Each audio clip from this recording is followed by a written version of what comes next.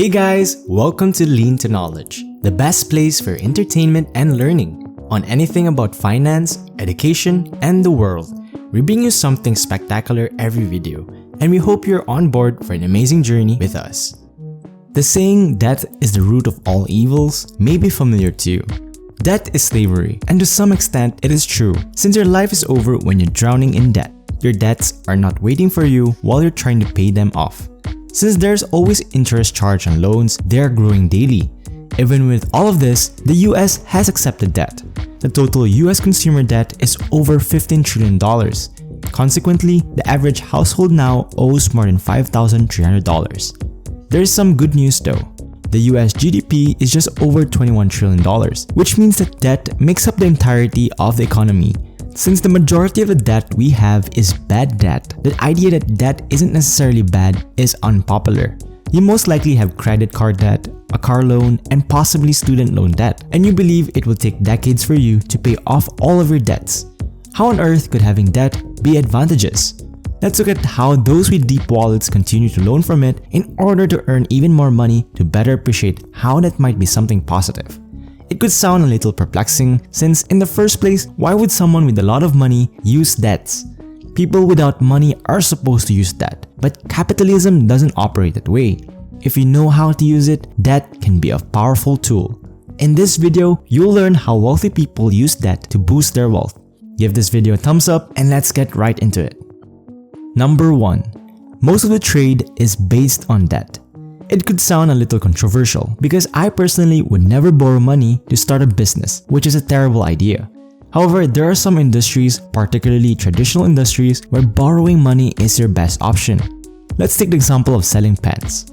Pens are a highly common product and there's almost always a market for them.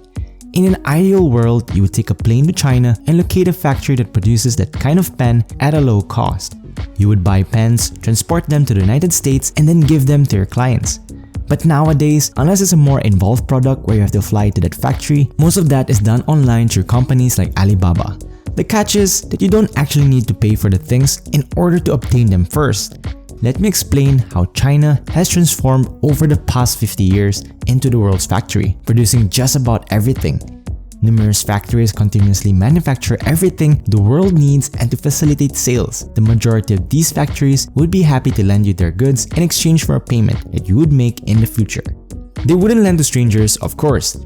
As a result, you will need to initially establish some sort of rapport with them. Yet, this is how business has been conducted for the previous 50 years. The product was once sold by the client in the United States or anywhere else in the world. He would pay the manufacturer and borrow additional goods. In essence, he was letting the factory know he knew how to make it. So if I can sell it for anything more than this price, that will be my profit. Let me assist you selling it. This method works well because you're not investing your personal money in this transaction.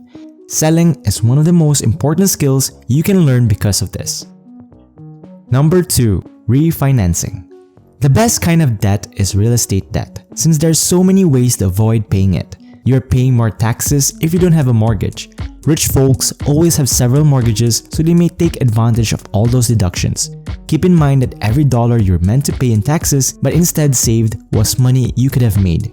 That's one way wealthy people can accumulate more wealth. But allow me to suggest a more useful method.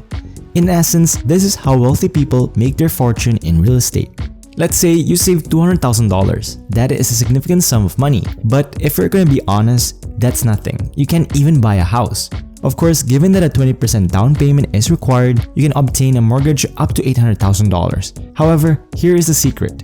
Consider the case when you discover a $500,000 piece of real estate that requires some, perhaps a lot, of renovation. You go to a bank and pay a 20% down payment to obtain a mortgage.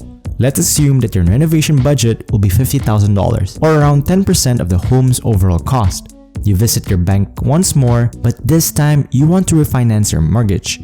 When you obtained your initial mortgage, the worth of that house was only $50,000 because no one wanted to live there due to its terrible condition. However, since you renovated it, more individuals are now interested in renting it out.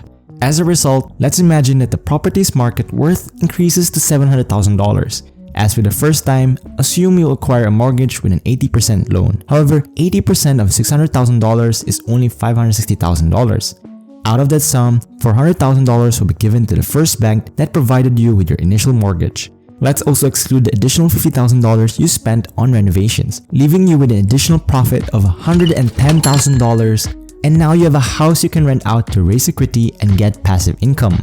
Furthermore, since you have a mortgage, you'll be exempt from paying taxes. Real estate investors frequently engage in this practice. After reading this, can you honestly say that debt is bad? I'll let you respond to that in the comment section below. Number 3. Hedge funds. Hedge funds are created by the wealthy for the wealthy to make the wealthy even wealthier, and they typically employ unpopular strategies. Mortal beings like you and I do our best to predict which companies will expand and increase in value, and we invest the money we have worked so hard to earn in the hopes that these companies grow. However, hedge funds frequently employ a completely different approach. When businesses fail or go bankrupt, as it did in the instance of GameStop, they attempt to profit. However, in that instance, the internet put hedge funds to the test and caused them to lose nearly $13 billion. However, how do hedge funds generate revenue from debt? Let's say you anticipate that a certain stock will decrease like Facebook. If Apple, the company that makes the most popular smartphone, announces next week that it will no longer permit apps to track you like Facebook or Instagram, track your online activities, and put privacy first, in turn, this will seriously hurt Facebook's business model. You therefore pick up the phone and dial your broker in order to borrow from him a single Facebook stock that costs say $100 and immediately sell it for $100 on the open market.